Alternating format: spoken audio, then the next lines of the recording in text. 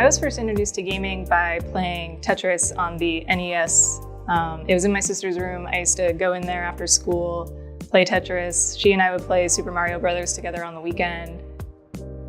I first got started working in the game industry kind of on accident. I had just graduated college with a degree in sociology and was kind of looking for any job at all, and took a position as a community associate for a kids-focused virtual world, back when web games were still everything, basically.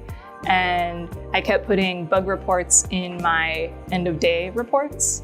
And then the dev team was like, oh, hey, we have a better job for you, this person who keeps writing up bug tickets, basically.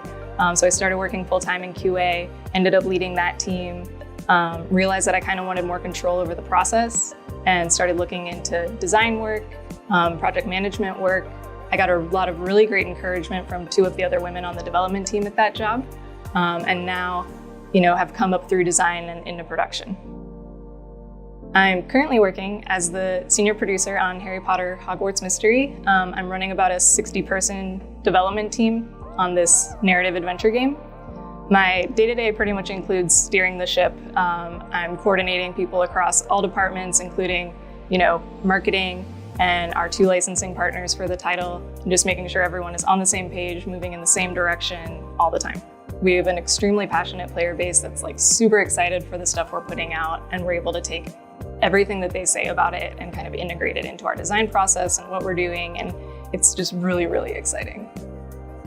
I can't tell you how many times I've had a manager that's a man give me feedback on something that I know that they would never give a man, about my tone or how I'm solving a problem, and it's because their expectations of what I should be doing as a woman in this role are different. So kind of undoing that process and calling it out is really important. And I think also men need to feel like they can, also point it out to other men. I think a good way to get more diverse voices on game development teams is to just really open up your hiring standards.